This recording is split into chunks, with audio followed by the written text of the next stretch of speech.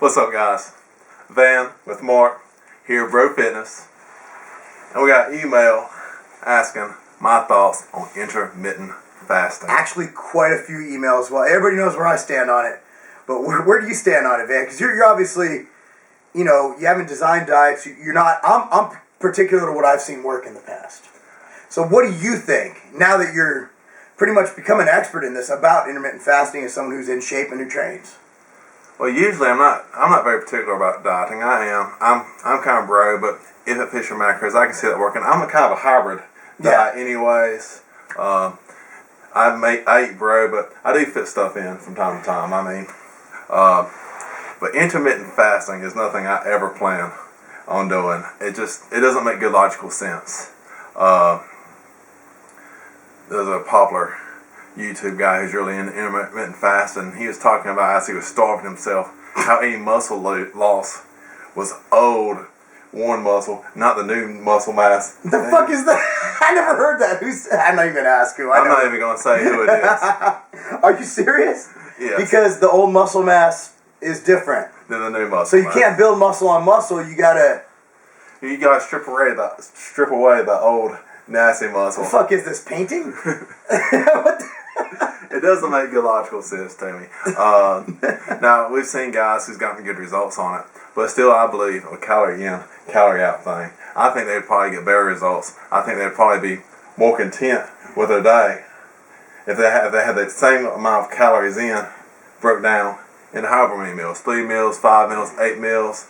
I don't think there's a big difference as far as your body and protein synthesis and whatever, calorie intake with the number of meals. But I'm not a big fan of eating one meal in the friggin' morning, starving yourself for 16 hours, and having a meal late in the evening. It doesn't make good sense. No, and Lane Norton actually recently chimed in on this, and he said his main issue is he did that study at University of Illinois on the MPS, the protein synthesis spike, and he showed between meals, you at least want some protein. So into that, there's also something called carb backloading, which I actually think is intermittent fasting better. I mean, it's not fasting, but he basically limits the hell out of your carbs, gives you protein and fat during the day. You train on a protein, fat only / empty stomach, other than, a little bit of protein and fat. And then at night you eat hamburgers and shit. And he likes dirty bulking at night. He likes getting his fucking grub on. And I can see that when I've dieted for shows, I find I do better when I get that cheat. So essentially it's a nightly cheat. Right. If you're doing it the way it's written. I read the whole entire ebook. It's a good book. Recommend you purchase it. Just to learn a different theory. There's a lot of good science in there. And it allows you, if your wife wants to go out to lunch, my issue is more of a lifestyle issue. Even if intermittent fasting guaranteed me 2 inches on my penis, well, I'd do it if it made my penis bigger.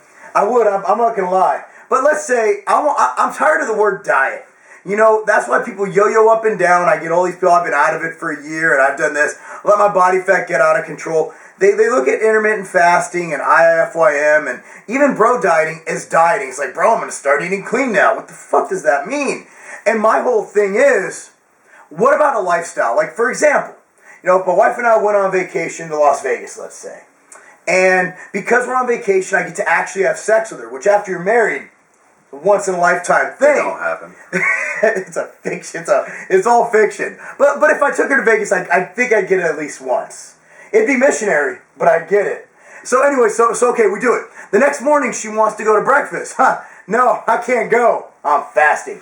I want to see you be able to do something that will actually be able to carry on into living your life, fit in your lifestyle. Well, I wouldn't call it a vacation, but me and the missus went and visited the in-laws this past weekend. And they was real uptight about me coming because they know I'm big into nutrition. I'm particular about what I eat.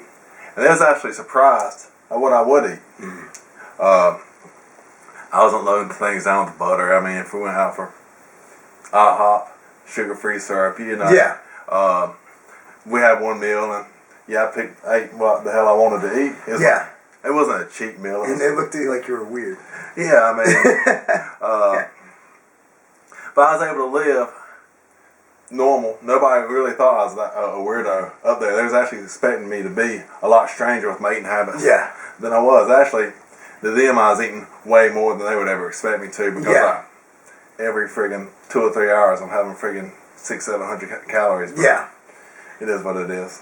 You know, the thing is to make it fit in your lifestyle. The only reason I don't like intermittent fasting is I don't think it's a long-term lifestyle diet. And I like putting my people on long-term lifestyles. I don't like to use the word diet.